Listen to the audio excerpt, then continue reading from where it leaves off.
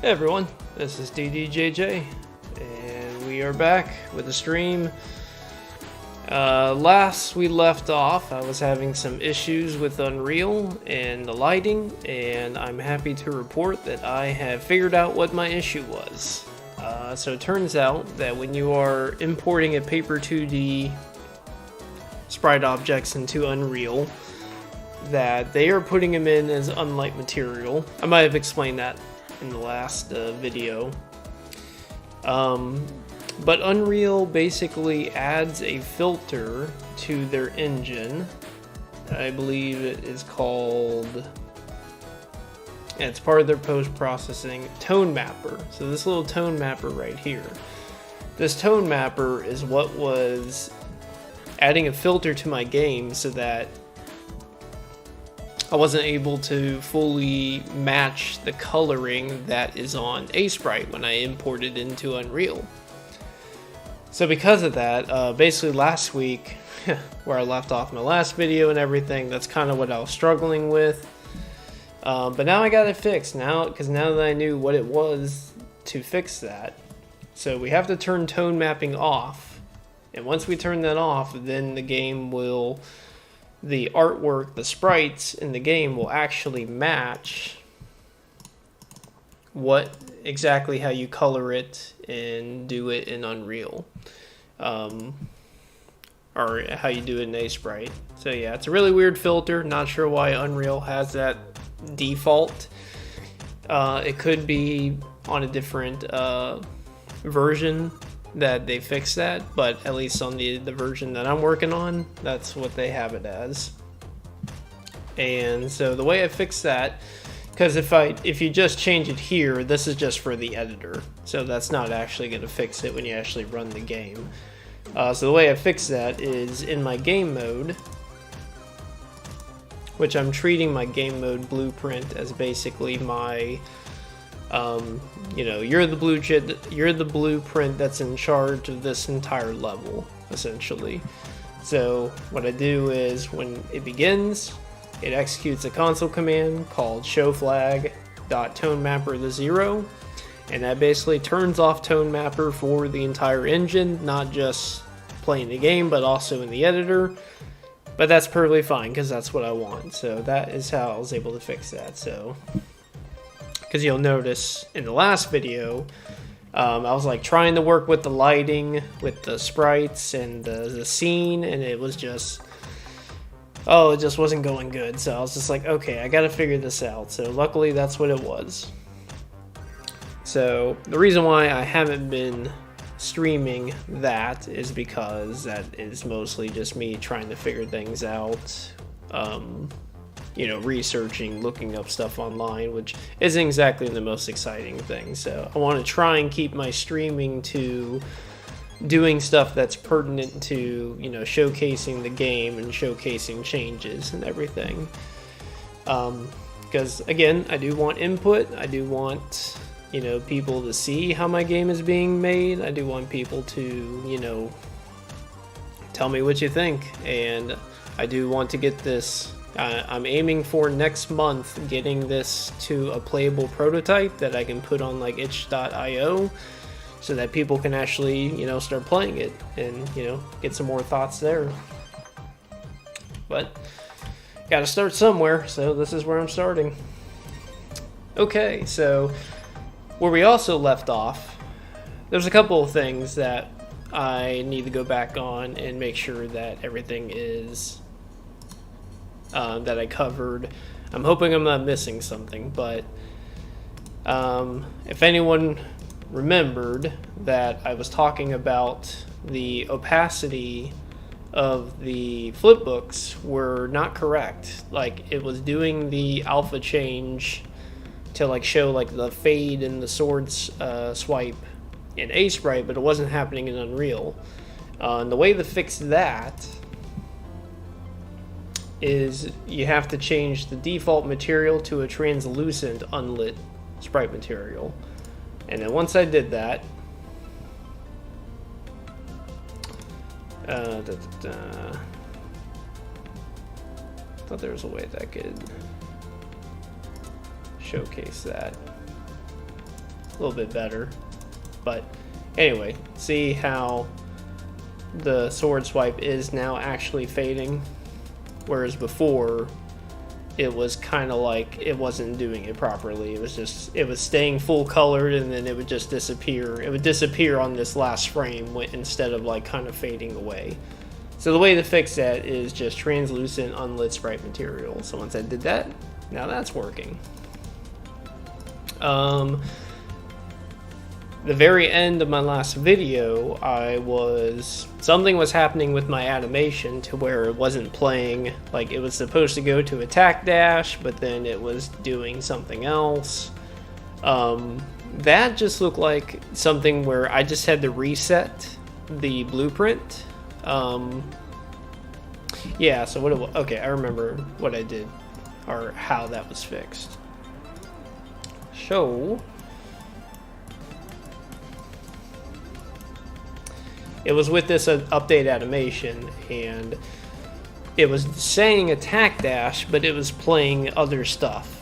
So I think the reason for that is because I added more enumerations in here, it basically needed a reset. So once I like changed it, put it back to attack dash, and compiled it, it started working again. So that's where I left off in the last video, and fixing that. So I'm back in shape with where I need to be. Alright, so besides the lighting changes, another thing I changed is I added a main menu, the most basic main menu ever. Start quit. And I got rid of the where I was having like the character like move to the right to start the battle. I'm like, okay, that's not going to be in the final product at all. So I'm actually just going to go straight into the battle, because that's kind of the direction that I'm going to go. So alright, since I believe video 1 is when I was talking about fixing that filter, I fixed it. It's finally done. It took me a week of agony and pain and suffering, but I finally got it working. So alright, what else have I been working on that I was doing off stream? Camera zooms. So now when the player, I'm having it to where when they're about to make a selection, the camera kind of zooms in, and then when they're about to select an enemy, zooms over to the enemy, and then when the player attacks, we got this little camera movement that shows the player attacking and ending their attack.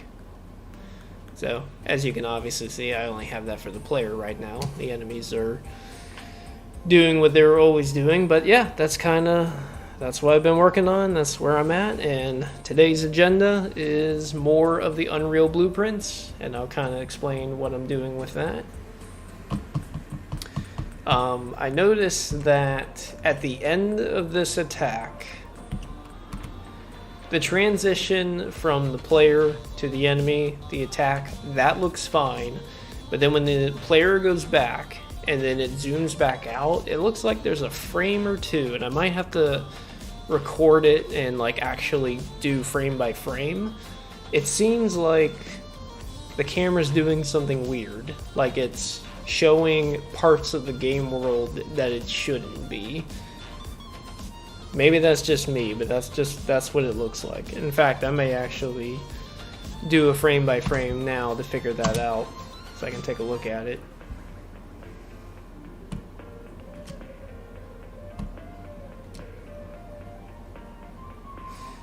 Yeah, you know what? Let's go ahead and do that now.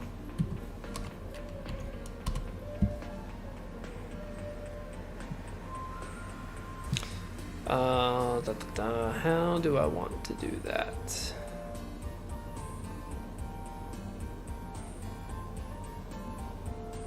Well, maybe I'll just do it after the stream, since I'm currently recording it right now. I can just do it frame by frame that way. Okay. Sorry. I was building up the suspense and then I changed my mind.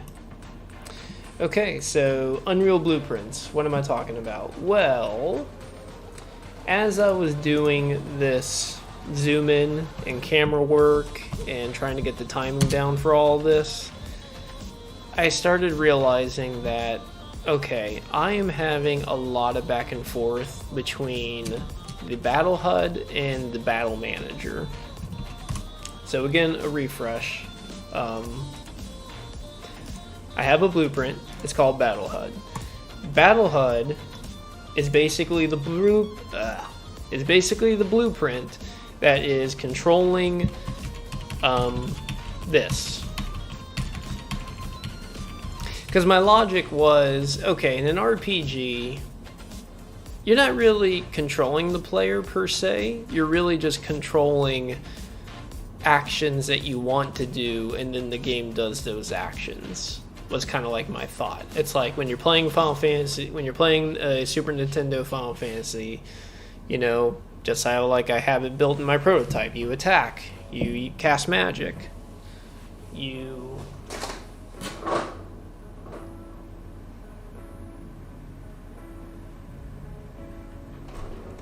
use a special skill. So really the control is not per se on the avatar that's on the screen. The control is really the HUD.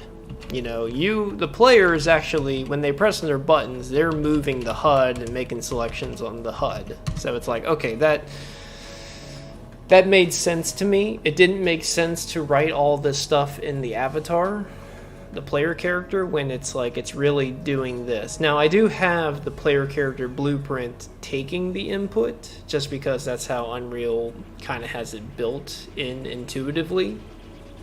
But basically I'm saying, okay, the Battle HUD is controlling this. When the player is selecting their attack, they're selecting their enemy, they're canceling their selection, they're going through the stances. I said, I'm going to handle that all in the Battle HUD. Okay. So there was that. Now we have an object that exists in the game field, the game world, called Battle Manager. So this is an actor, and this is the blueprint. Battle Manager, I basically wanted to say, this is handling, when a battle starts, this is handling everything in the battle. It's controlling the rules of the player's health, the enemy's health, when the player can attack, when can the enemies attack, when is it the player's turn, when is it the enemy's turn. So that was kind of my logic behind the Battle Manager. So it's like, okay. But then I realized that all of my commands for the player doing attacks, like the animations, that was all happening in the Battle HUD.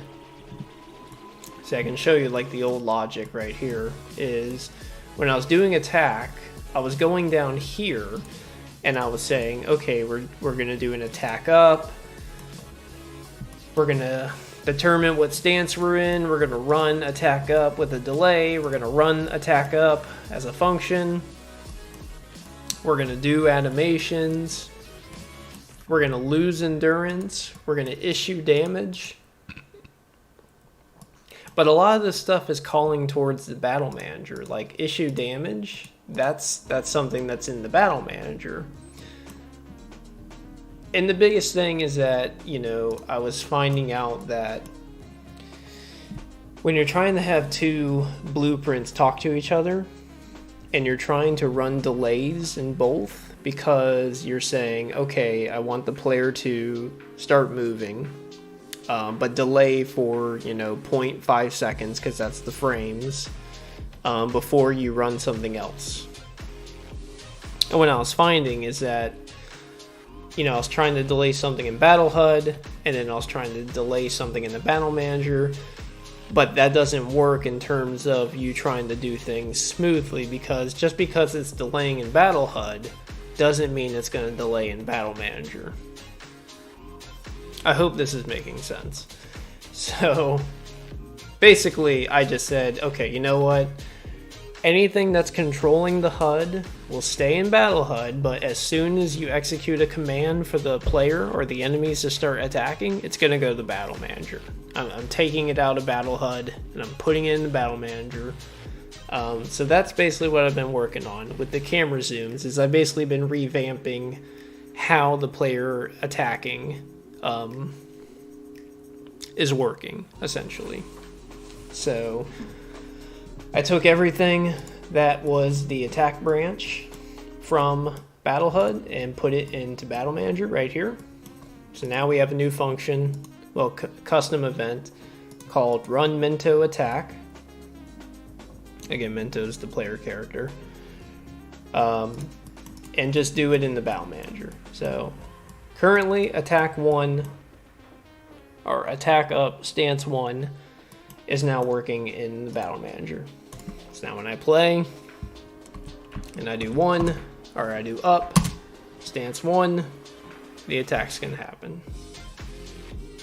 I'm pretty sure if I do the other ones, it's gonna break. Yep. I did attack down, nothing happened. Okay. So that's what I'm working on today.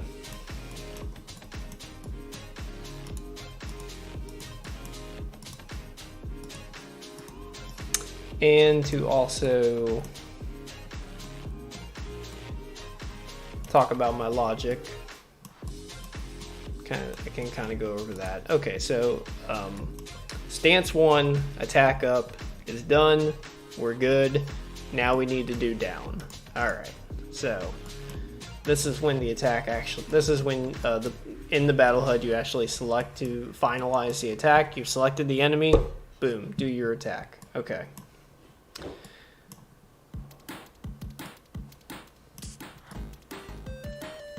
I mean, I could go through every thing that's in here, but this is just to clear the widget.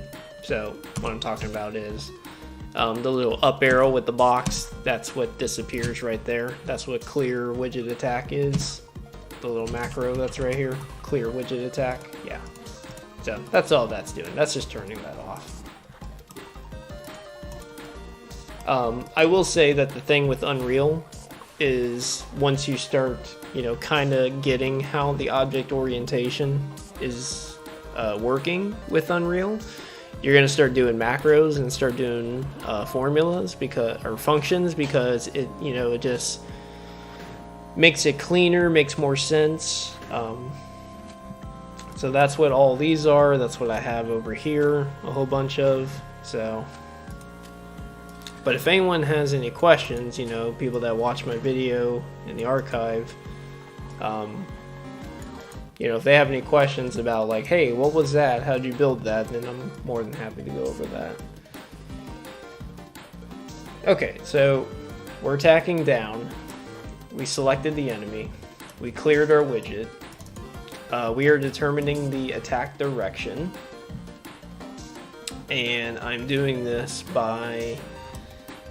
Oh, that's right. I did change this as well. So... And I'm sorry if I'm just going all over the place, but I'm just going to kind of do it in the structure that I'm reading it. So we selected our enemy, we cleared the widget, now we're going to determine our attack direction. How are we doing that? Well, I have a structure called attack up, down, left, right. I have these EXs because one of the skills will allow you to do an extra attack. So that's what the EXs are. And I have 3 array elements for each of these, because what I'm going to eventually build is that the player can do up to 3 attacks in one turn. So that would mean that they can say they want to do up, down, left, or they want to do up, up, up, or left, right, left. So how would that work? Well, if they say left, right, left, then this 0 for attack left will be true. This 1 for attack right will be true, and the 2 for attack left will be true. So left, right, left, 1, 2, 3. Those are true, so that's how I'm going to figure out which ones do I execute. So that's how I'm doing that. And how I fill that out, in the BattleHUD, when they make their selection, this is basically the moment when they press up to show the up arrow. When they do that, we are setting that attack up to true. Right now it's only going to be the 0 index because I only have one choice right now. So that is how I'm figuring out what was the choice, what was the attack choice. So based on that, we are gonna set an enumeration called Minto attack choice to find out if it's up, down, left, right. Because as you can see here, I take the structure, I get the 0 index of that array. I'm not worried about EX at this point. And then whichever one is true, because only one can be true. You can never have for the first index, because whenever you make a choice, it's only going to be one. So whichever one of these is true, that's going to do the output to say, okay, if it's up, we're setting the up, down, we're setting the down, so on and so forth.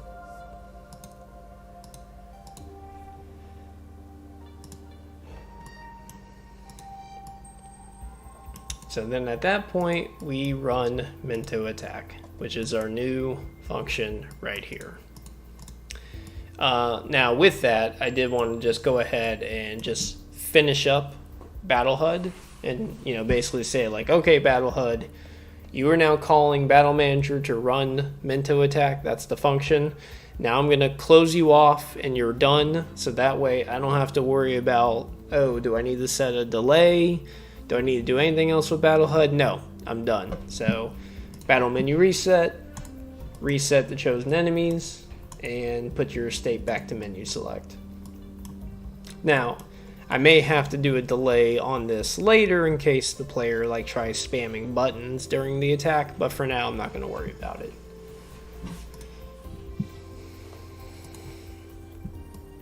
Alright, so we're running Minto attack, and we loaded our attack choice, and in this case it's going to be down. So alright, so let's run down.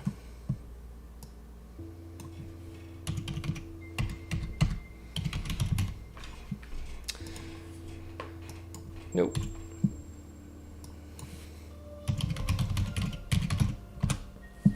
I have a function called run attack cinematic. That is just basically the... that wasn't there before. This little comment, interesting. But that's just basically controlling the player moving towards the enemy. And now I've also added in camera change player attack. So this is what is controlling the camera from the player towards the enemy. This little thing right here for enemy selector for each loop, set visibility to hidden. This is the little selection arrows on top of the enemies. See, like the little arrow? They're a little misaligned because I had an earlier prototype of enemies, but I put in these new ones. I just haven't bothered fixing the alignment.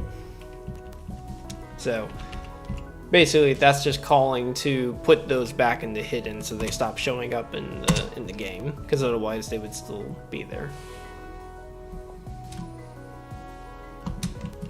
Okay, and then that was move component to camera of camera Minto, and then stay on the player for 0.8 seconds and then move towards the enemy in 0.1 seconds. That's what that little camera zoom is.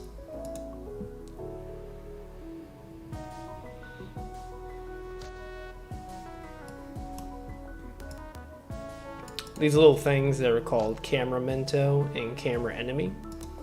So I have one camera for Battle Manager, and that's basically what's, you know, the focus point of the battle. Camera mento is this right here, and camera enemy is this right here, and default is right here. So all I'm doing is I'm telling the camera to go to this position right here, and telling the camera to go to this position for camera enemy. So that's basically how that works. I've added these billboard components to basically, you know, save a location point so the camera knows where to go. And for some reason the camera is like 50 above. So that's why it's like this is all the way down here, but yet it focuses like right here. I could probably fix it, but it works right now, so I don't really want to mess with it.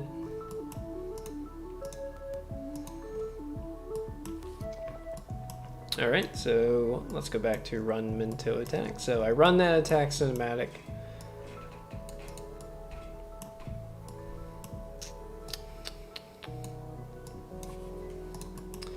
We can pretty much do the same thing up here.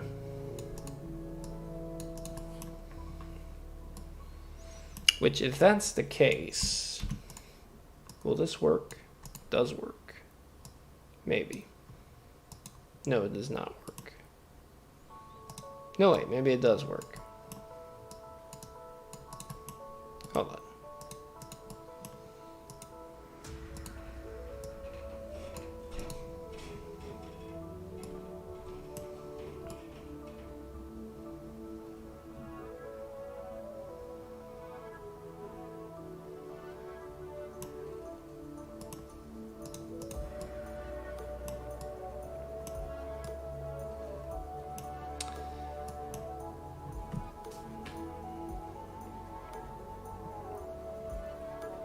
So when I do the attack dash for the other stances, I plan on keeping it the same time frame, because I don't think that just because he's in a different stance that the dash should really make a difference.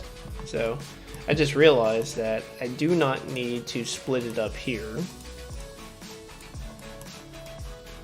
because if these lines of code are going to be the same no matter what is the attack choice, then why don't I just do it regardless?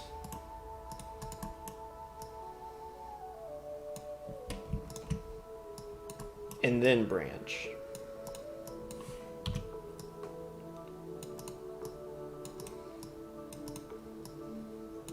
Now this would matter if the timing was going to be different, but the timing is going to be the same regardless of your attack choice, or at least I'm pretty sure it's going to be the same regardless of attack choice.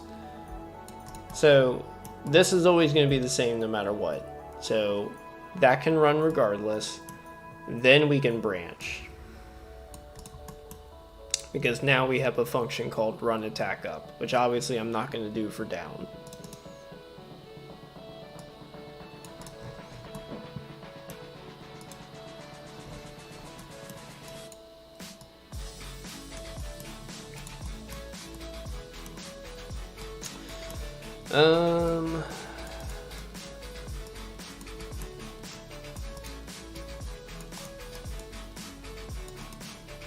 Yeah, I'm just trying to make this look pretty for whatever reason. Okay.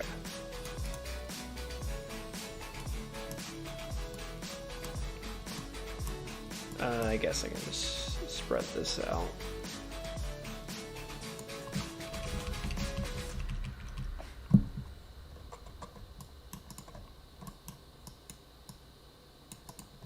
Okay, so since I made that change, let me make sure that everything still works as it was doing before. Yep. Everything still works, so that's all I needed.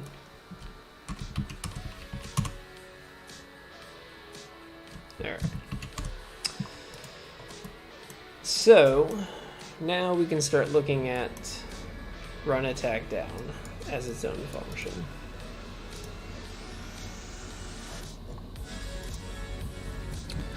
Let's make a duplicate. Let's call this down.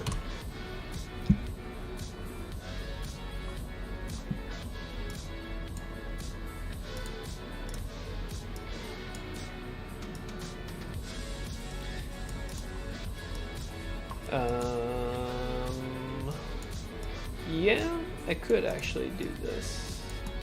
We'll see how it looks overall, but that actually would have prevented me from having to adjust it earlier.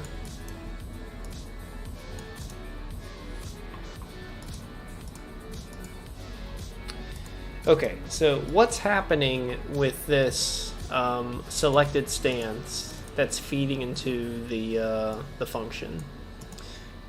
So earlier, I had a macro called determine stance, which was this right here, which was basically doing a sequence. A sequence just means you're going to do all 4 of those nodes. And I was saying, okay, am I in stance 0, 1, 2, or 3? 1, 2, 3, 4. And then if it was true, I was going to go to whichever output. But then I realized, well, wait a second. Why am I doing that? Why don't I just look at what stance I'm in and then just go off of that? So once I realized that, then it's like, oh, okay, well, now I can just change this function to take an input called stance selected, set it as an integer, call it the same name as the thing it's going to take, so that way you're not confused. Well, not exactly the same name. This is called selected stance. That's called stance selected, but you know, you can easily be like, oh, okay, I should put selected stance in here.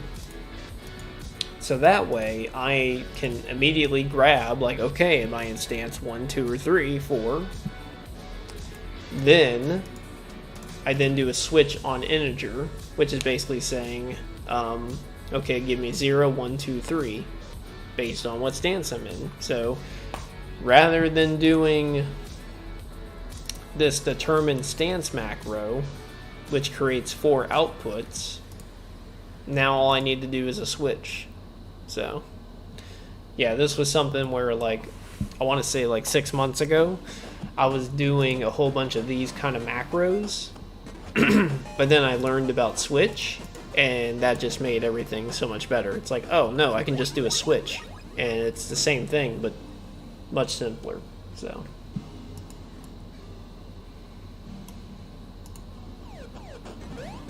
I don't need that anymore. Alright, so now we're in a new function called run attack down. I copied it from run attack up, so I need to make sure that everything is now with down.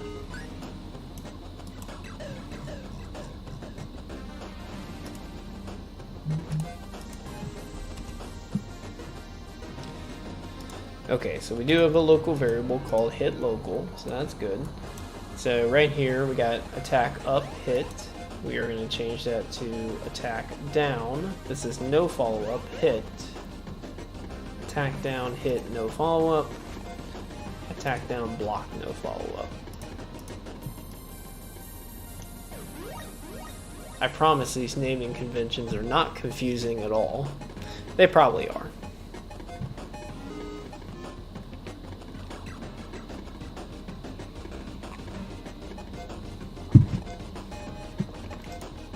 Alright, so I think that was all I had to change with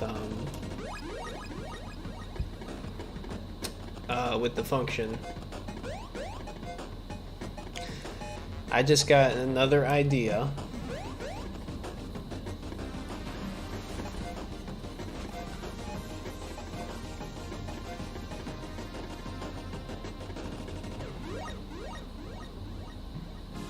Yep. Sorry, I'm thinking. I can do one function. So this is where the efficiency will start to play in too, whenever you get like really deep into programming.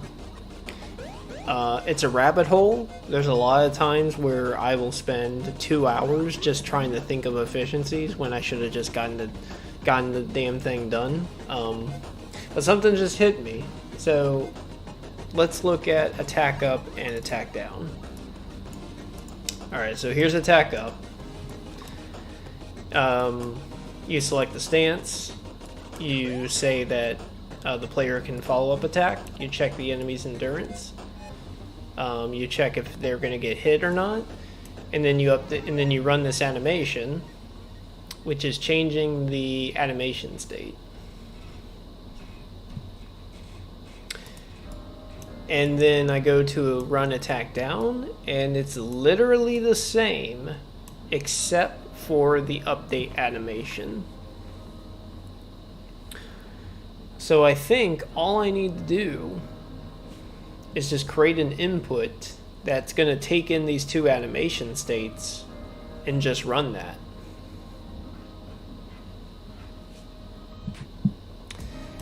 All right, let's try it.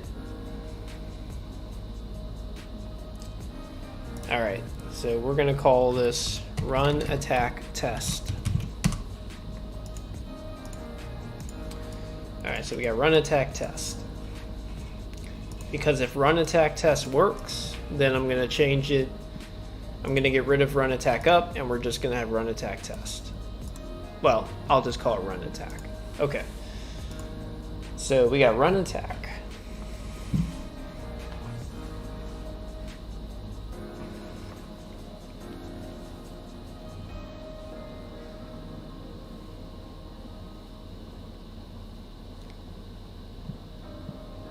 Run attack just needs 2 enumeration states.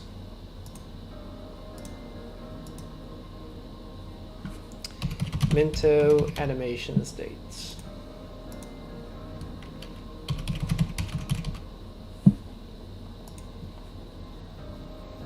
Now again, this is something that enumeration list, my structure list, this is all stuff that I kind of gone over, but it's really deep into it, so it's going to be too much to go back and explain. But unless somebody watches my video and puts a comment and says, hey, what the hell did you just do with these enumeration states, then I'll be more than happy to go over it then. But otherwise, I'm just going to assume, let's just keep going. Okay, so this one is going to be called hit animation. Hit animation, no follow-up. And this one's going to be called block. I call animations Annie for short. So block Annie, no follow-up.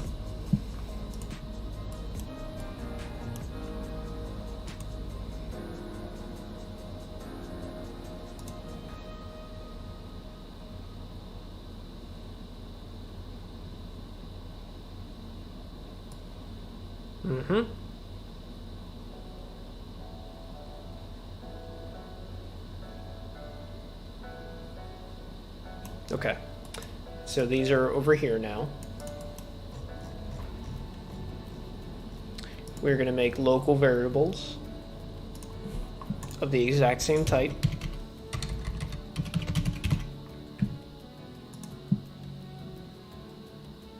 So this one's going to be called hit Annie, no follow-up, local. And then another one. Block Annie,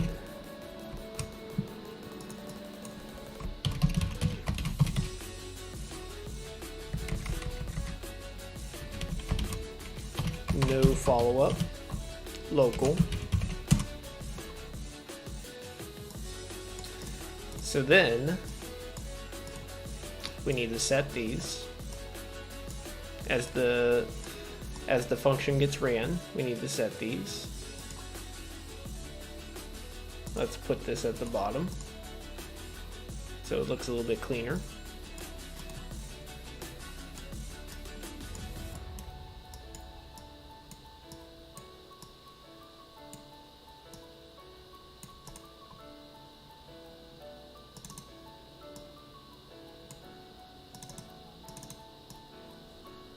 Don't mind me as I just try to make these a little bit prettier. It's my OCD when it comes to that stuff. Okay. So now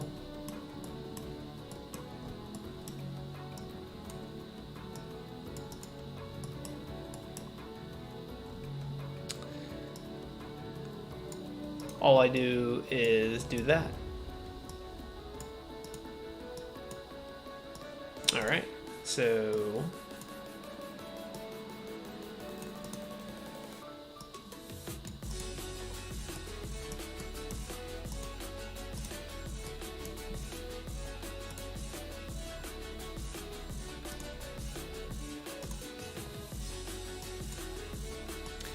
I always like it when it looks like this. I just think it looks cleaner. Yeah. Okay, so now I got these two enumerations. One's for hit, one's for block. And so now, when it does this update animation, it's just going to call that same local variable. So, now, when I run this, now I can say, since we're in down, attack down, hit no follow-up, attack down, block no follow-up. And I'm so confident this is going to work that I'm going to go ahead and change run attack up.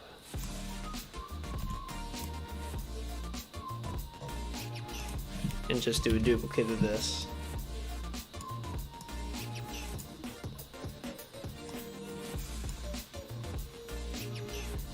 And this one's now attack up, hit, down, sorry, attack up. So attack up, hit no follow up, attack up, block, attack down, attack down.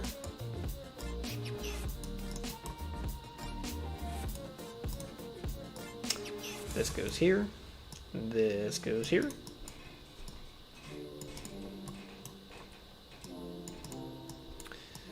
All right, I'm confident this is gonna work. Let's do run attack up.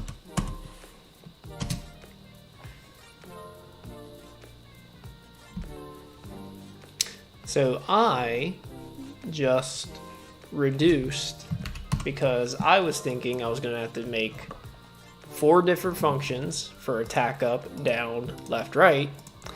Now all I need is one function called run attack. I'll call it run attack animation. I think it makes more sense calling it that. Yeah.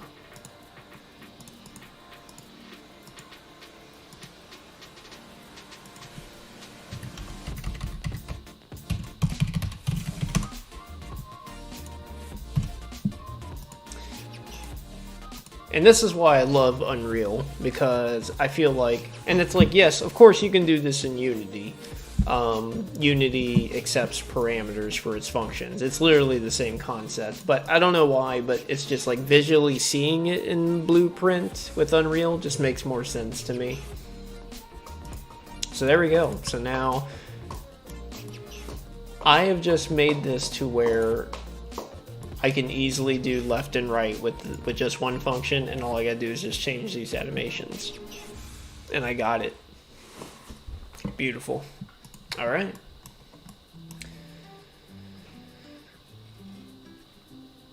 I'm gonna make sure that the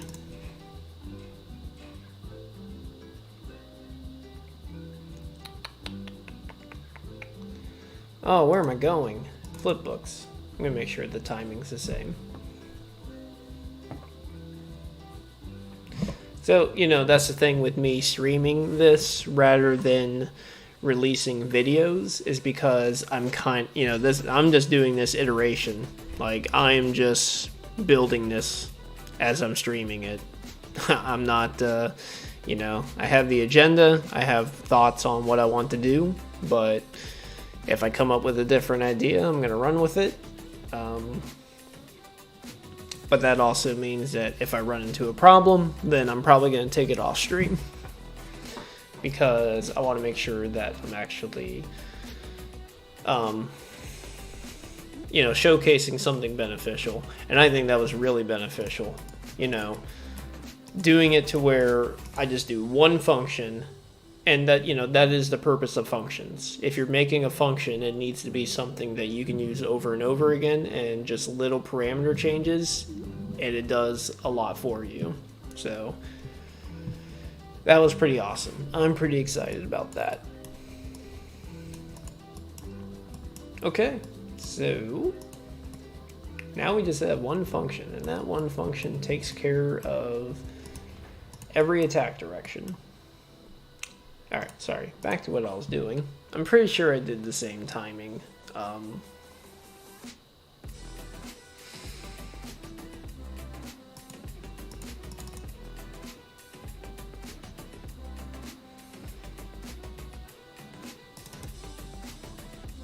Yeah.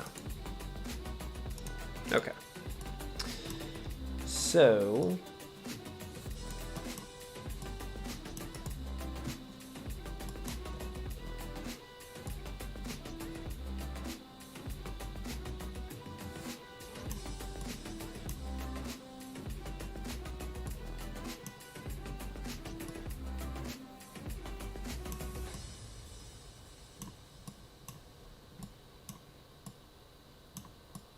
no, I can't put that into the function because I'm calling delays.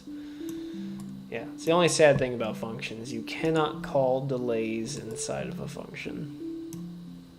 Because I was thinking about putting this all in the function, but no, I can't do that. Okay.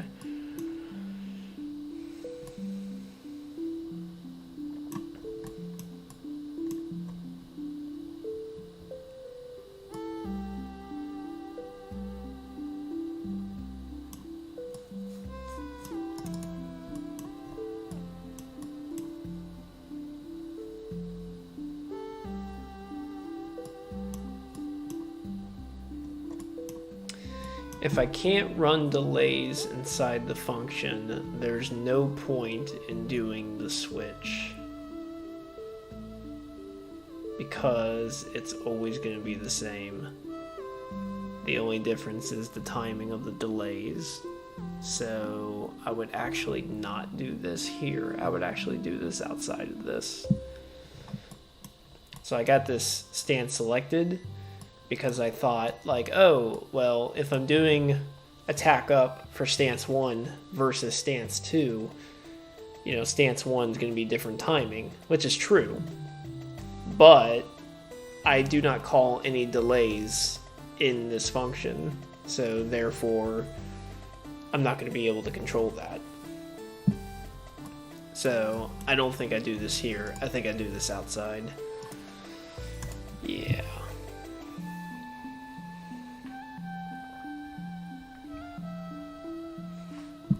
Yes, because if I don't do the follow-up, I only wait 0.5 seconds, which is 5 frames. And if I do, then I do 9 seconds, which is 9 frames. And that's specifically for stance up, stance 1, attack up. So I'm going to have to change that part.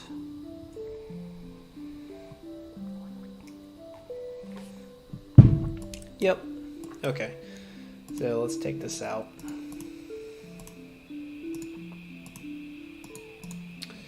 Let's get rid of that. Let's get rid of that. Let's get rid of that.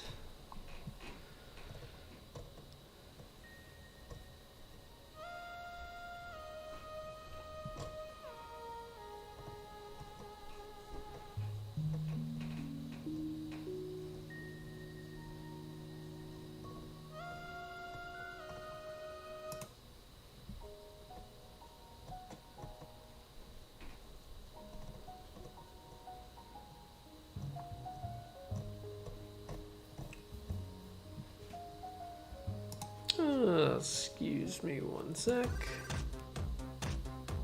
There we go. Alright, so don't need that in there anymore.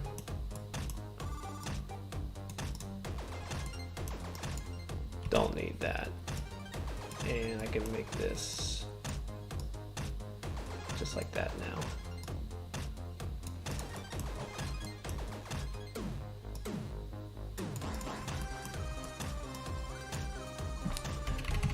All right.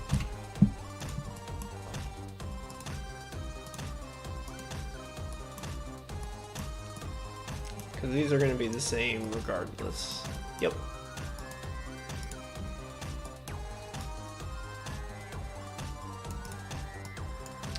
So instead, I'm going to do a switch over here. And I'm probably just going to build a different one each time. Yep. Yeah, so I'm doing the same thing that I was doing inside of that function, but now I'm taking it outside because this is when it's truly going to make a difference between what stance you're in. So you go here and you go here.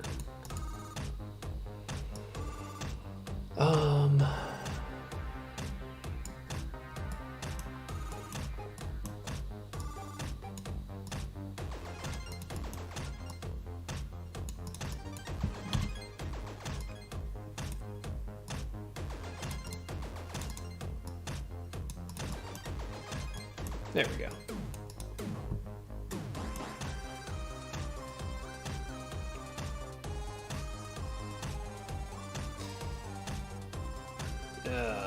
That's going to be pretty ugly down the road.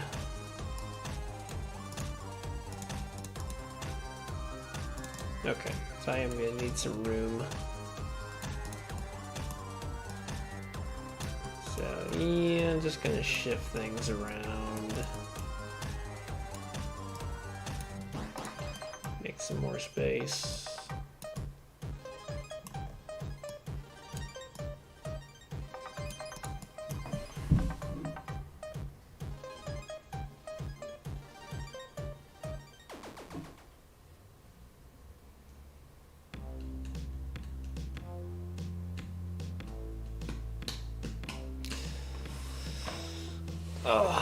I don't think this is avoidable.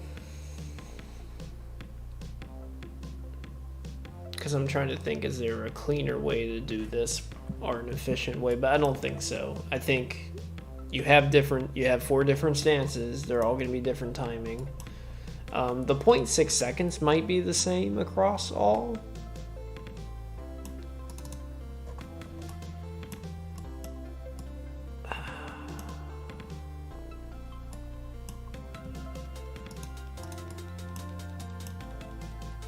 Attack dash, 0.6 seconds.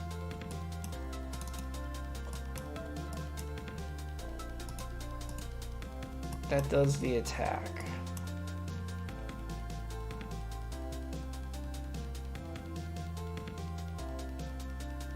Yeah, so does the attack animation.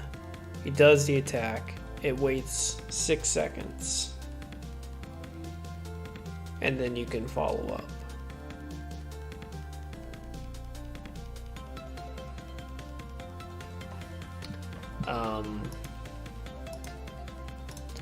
I might have that the same across each.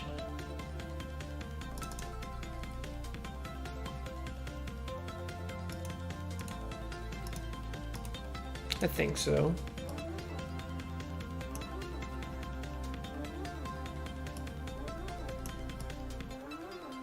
Yeah, I think so. Okay. So, yeah, this is getting a little ugly.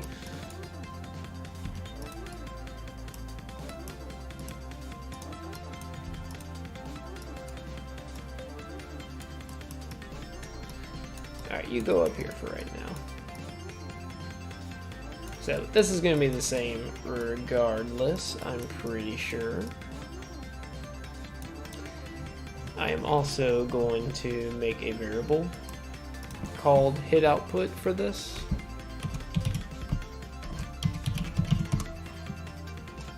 And the sole reason why I am doing that is because this will just get, because I'm going to need this and it would just get too ugly to spaghetti it over here and spaghettiing it other places. So I'm just going to put it as a variable, and now I have it to call.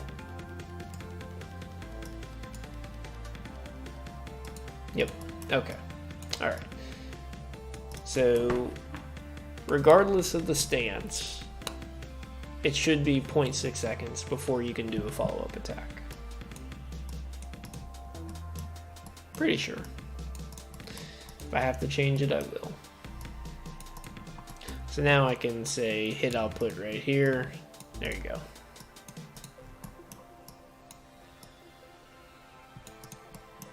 Okay.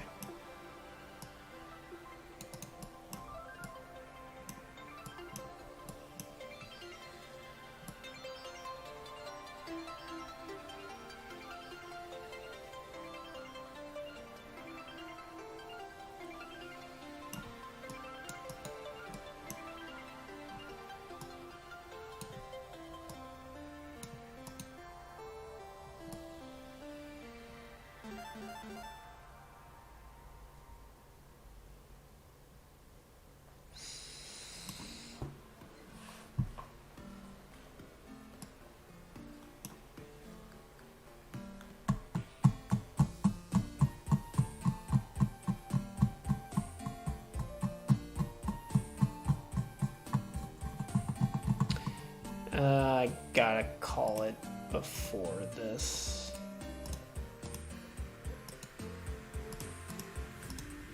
Pretty sure.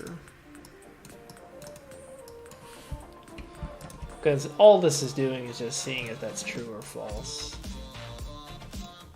But the timing is different, so...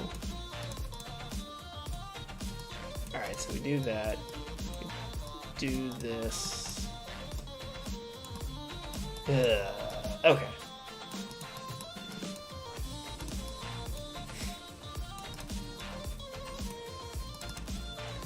If your stance 1,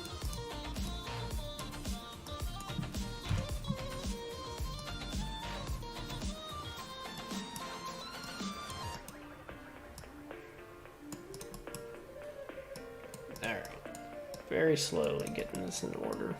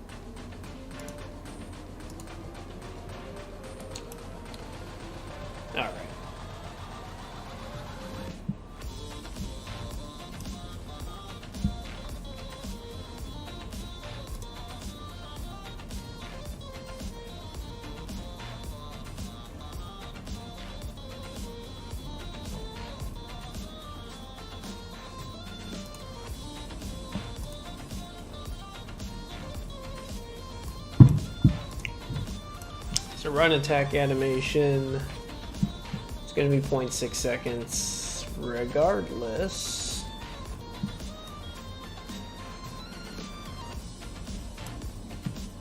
And then if you are in the first stance, that's going to matter in terms of the timing. Because if you didn't do a follow-up, it's only going to take 0.5 seconds, but if you did, it's going to take 9 seconds.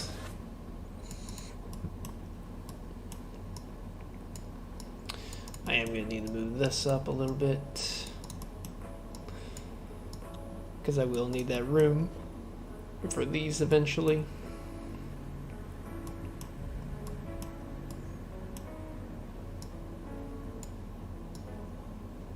Okay.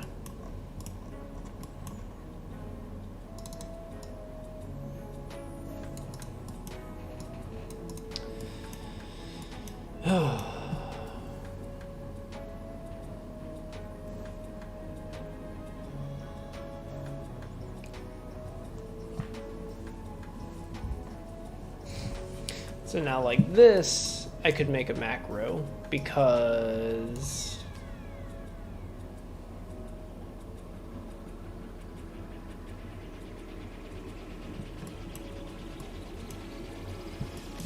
the only thing I have to change is the delay timing. But everything else can be the same. And I can do the same thing like I did with the function with the update animation.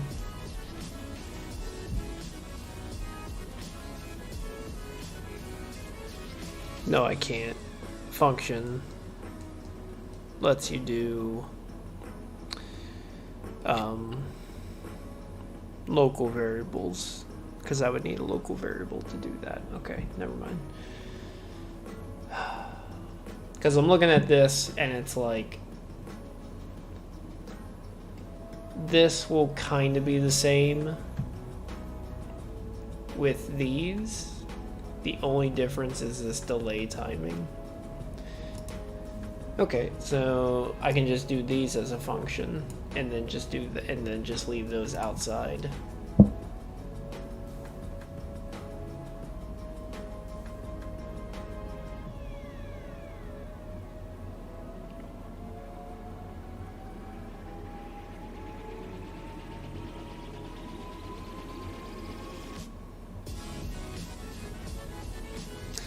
There's something about, I'm trying to figure out what to do with this.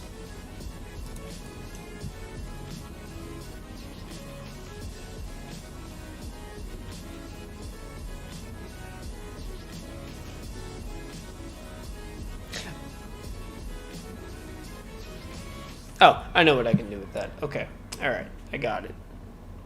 All right, so we are going to do a function.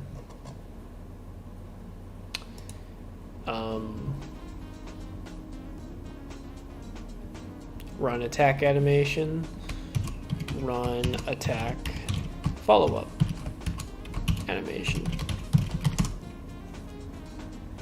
It's going to do the same thing where it takes in the enumerators, and it's already saved it. Good job.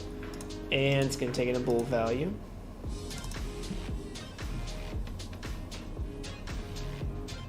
Yep. Hit Annie follow-up block Annie follow-up, and then I'll just call this follow-up.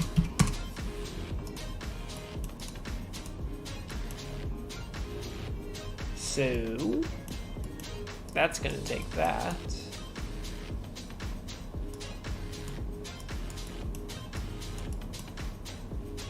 Now that will go there. This will go here. So now we get that follow-up bool that we need. Oh, apparently I did not compile.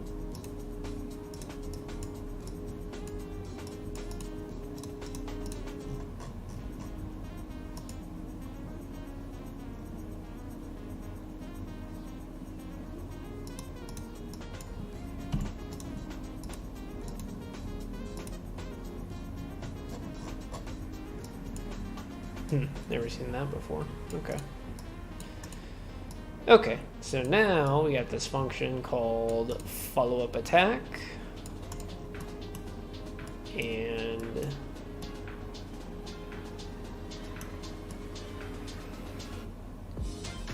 yep.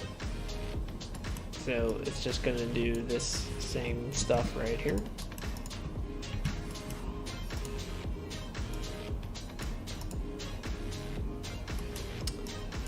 And then just like before,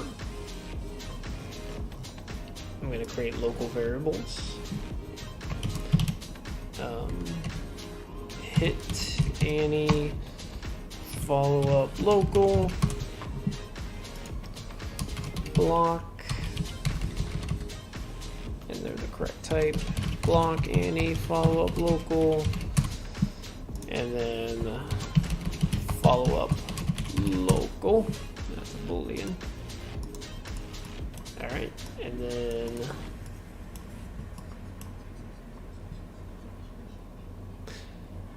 yeah, because I'm gonna need to return that.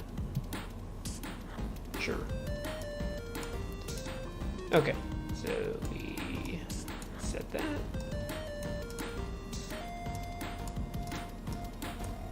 So just like with the other one.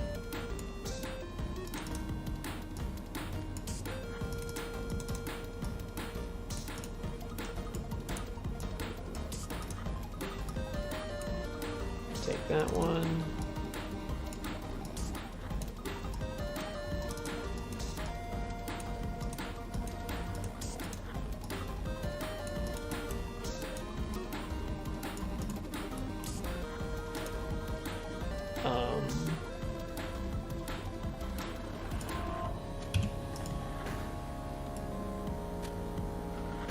I think that's fine.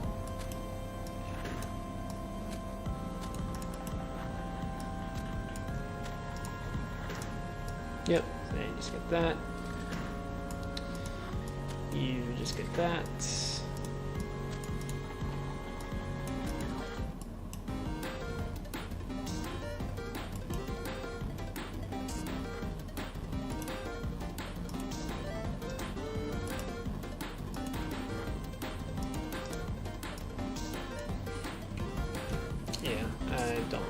Crisscross. So there we go.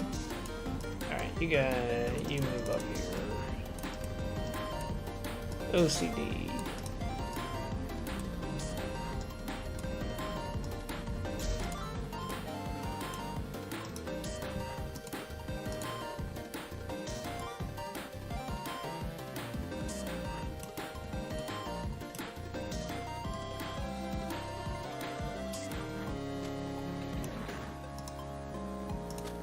And then it does an output called follow-up output.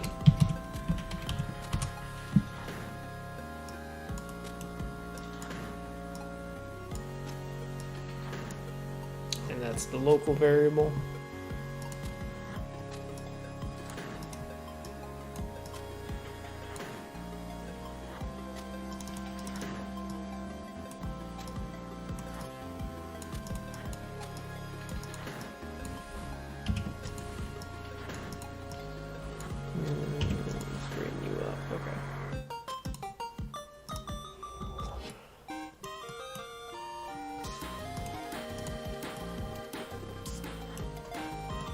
So now I can do a branch of this, and now I can do either this one or this one.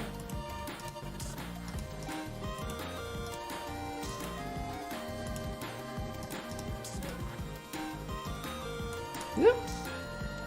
There we go.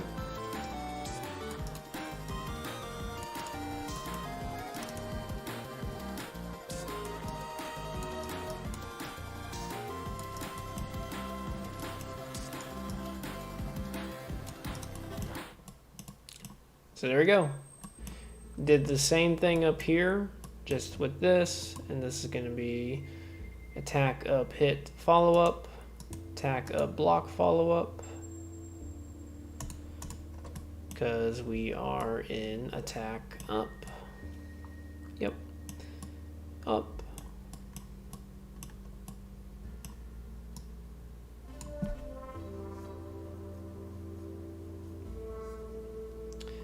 Before I delete that, let's make sure it works. Works exactly as it did before, and it does. So, alright, that works. And hopefully more efficient. It looks like it'd be more efficient. Uh-oh. Follow-up is not resetting. Yep, follow-up is still true. What did I forget? Follow-up attack, false.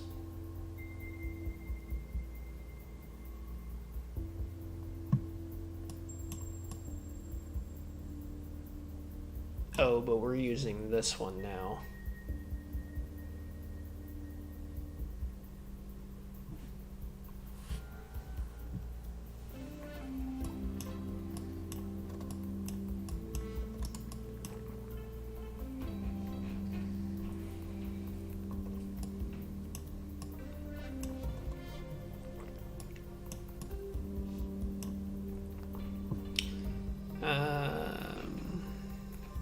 I'm an idiot.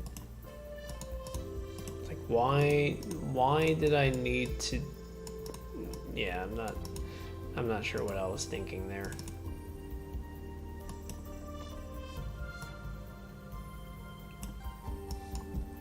Yeah, I don't know why I thought I needed follow-up in there, because I didn't. Okay, so take that out. Good thing I tested it. And okay, let's try this again. Yeah, definitely didn't need that. Don't need a return node, because functions automatically give a return node. Okay, so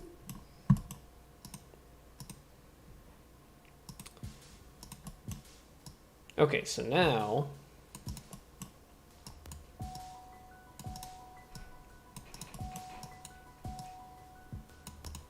I'm using follow-up attack, which gets set to false, so it should work now.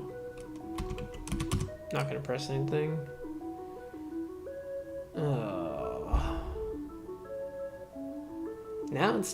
Now it's true, even though I didn't press anything. Oh, I might just have the wrong animation playing.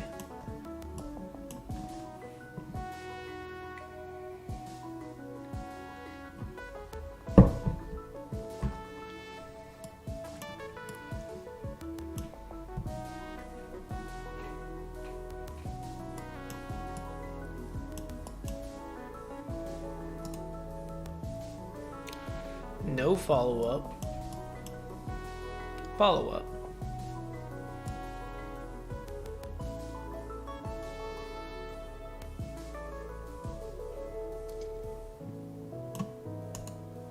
No, I do need this in the function, Jeremy. Dummy. Ah. Okay, so I'm a dummy for calling me a dummy, thinking that I did not need this, because no, I actually do, right here. Only if this is true do you actually do a follow-up. So, okay, now I actually gotta put that back. Let's see if undo saved it. I don't know if it did or not. Looks like it will.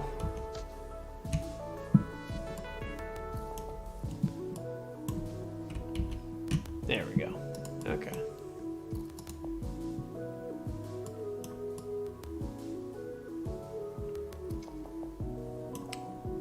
Yeah. Okay. So I got follow-up local. Right. Follow-up. Only if follow-up's true, Jeremy. Yeah.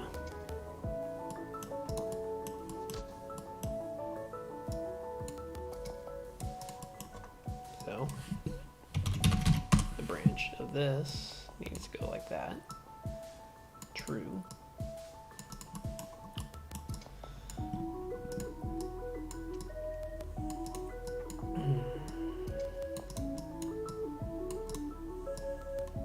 There we go.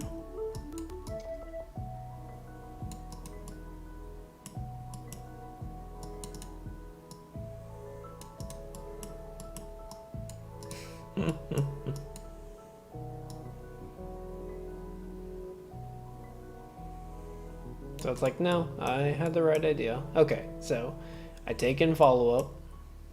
If follow-up is true, then you do follow-up hit or block. Duh.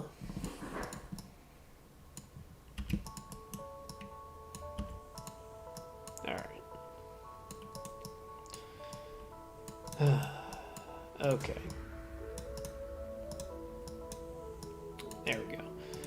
Alright, so I do check that, and then if it's true, then you do that. So now, I do need this in there. And I do need that in there as well. Okay.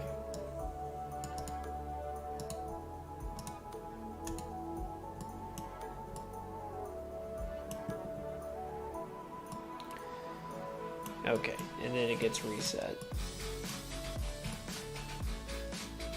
Okay, now let's see if it works. So I'm not going to press anything, should just do the one swipe. Yep, that part works. Let's try the follow-up.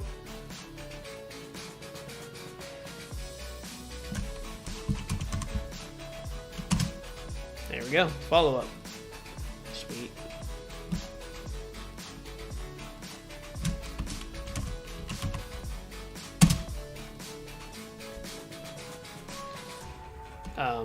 I'm just checking the timing on it. Let me do it without it. Yep, that part's still good.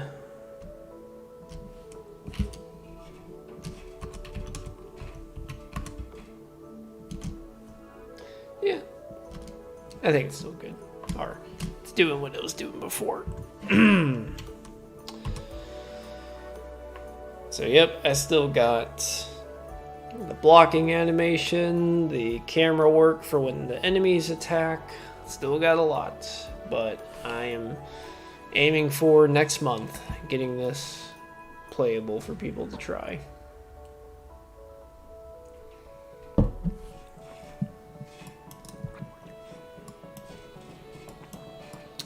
Okay, so now,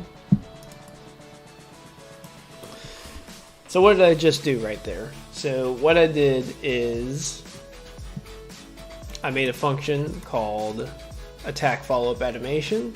So that way, regardless of the stance I'm in, I'm playing the animations, and then I just control the delays for how long the animation plays outside of here.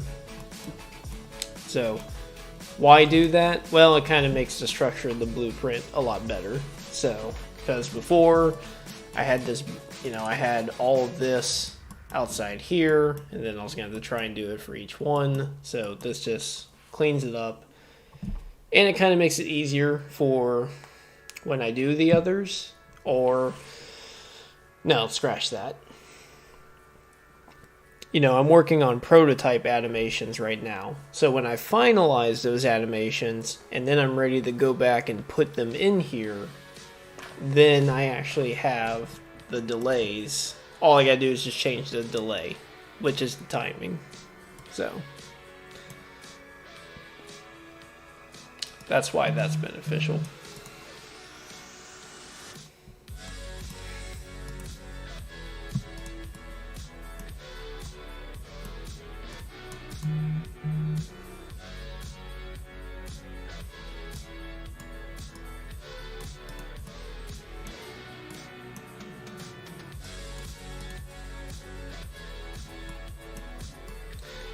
Just making sure I'm not forgetting anything. Yep, so I think that's good. So now when I fill in these over here, they'll pretty nicely fit in there. And then I gotta fill this in, and I'm gonna do down. And I guess today I'll just finish up down, and I think that'll be good for the stream for today.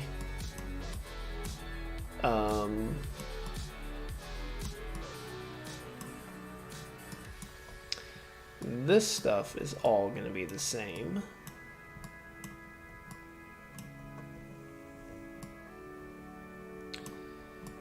So I probably need this to be more centered. Let's see how that goes.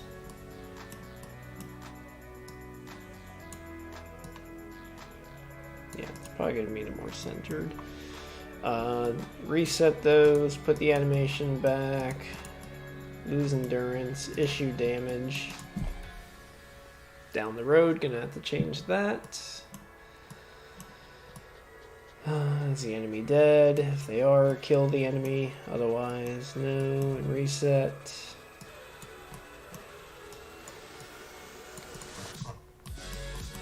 I wonder how much blueprint space you have. Because with the way I'm going, might be running out at some point. Nah, if you're running out, that means your project's getting way too complicated. Okay, so I do have to fit in the extra attack in at some point. Alright, so now that I've gotten that all sorted out, now I got down right here. We do the exact same thing here.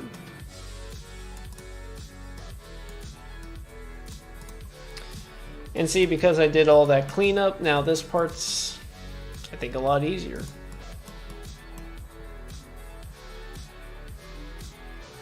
Yeah. Because I think that's going to be the same regardless. And again, that's the attack dash. So looks like FU animation. Well, it does say FU animation. Not sure why it doesn't have this. Gotta add an underscore. There you go. Still looks like FU animation though.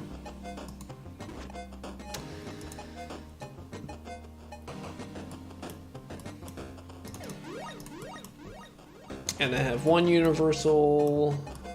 Yeah, I have one universal.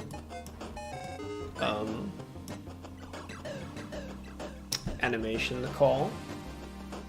Had to split them up because I needed delays. Yeah, I think this is good. See, like even now I'm trying to think like is there a better way I can set this up? No, I think this is pretty good.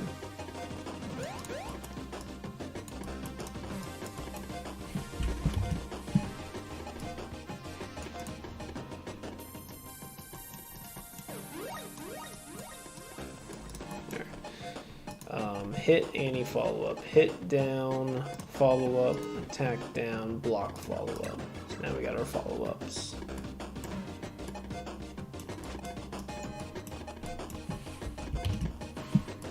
Yep, and it's just literally the same thing.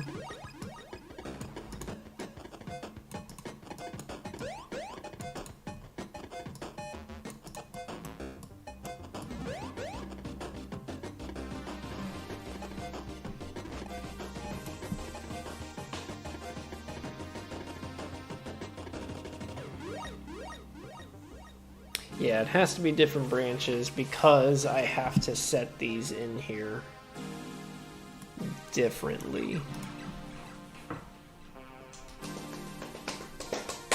Yeah, okay. Still, I think it's much better than where it was at. Okay, and then put that there, put that there. Those are all the same. Timing.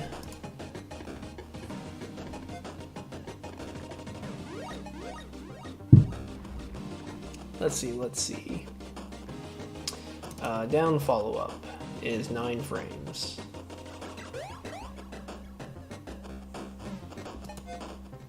I guess if I opened up both, that would make it a lot easier for me, wouldn't it? Attack up follow-up. Yes, they're both 9 frames. Pretty sure they're exactly the same. No follow-up is 10 frames. Put you over there. Up, no follow-up, is 11 frames.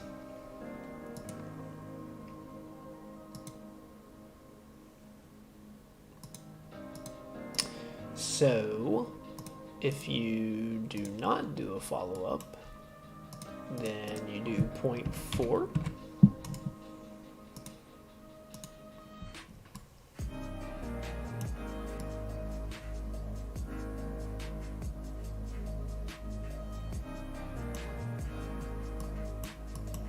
Maybe.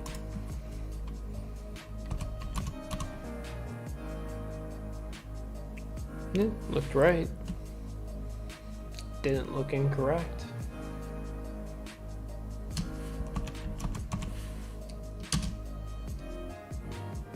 There we go. Alright, so now I got up and down. attack up and attack down are now working again after my revamp.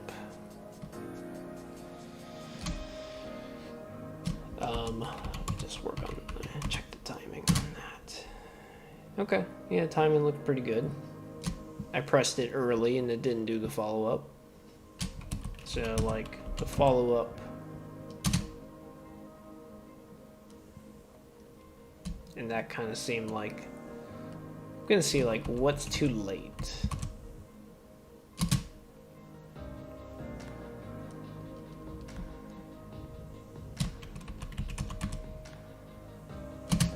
Yeah, so that was too late, which I suppose is good. Nice. All right. All right, so not only did I rebuild my attacks inside Battle Manager, which allows me to control the timing of the animations better, I structured it in a way that when I first started the stream, I was not expecting it to go this way in terms of structuring it, but shoot, I think this is a lot better in terms of how it looks. So, or in terms of how it's, you know, gonna function. So that's awesome. Yeah, I can move this up.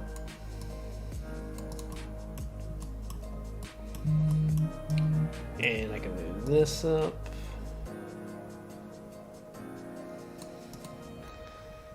That's right, let's get it.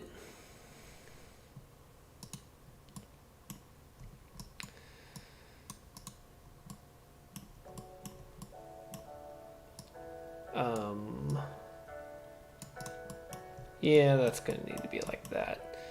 And this is gonna need to be like that, but I still have all that space left. So, never mind. Let's move it back down. Maybe like there I'll be able to fit it in, but we'll see.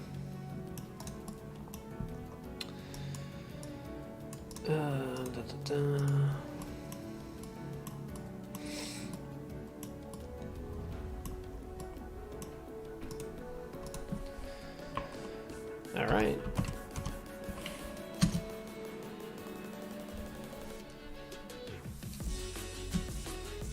Looked correct.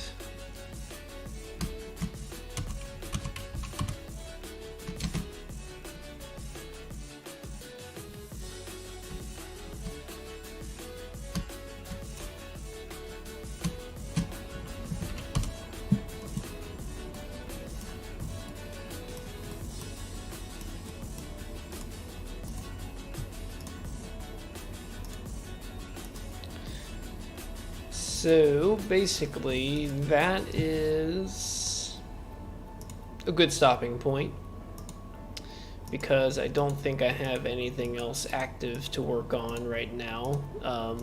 I do have to redo the left-right for the first dance, but I haven't drawn those yet, so I gotta do those.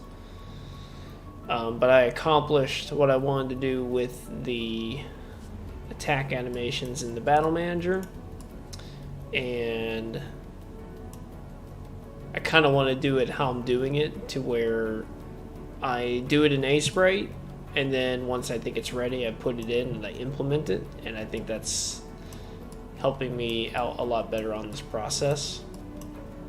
Oh, something else I do want to do eventually is like camera shakes when the player, you know, does their attack. Like the camera kind of does a little shake.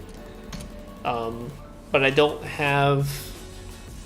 I honestly have no idea how I'm going to approach that right now. So don't think I want to stream that because I'm going to kind of be working in the dark for that.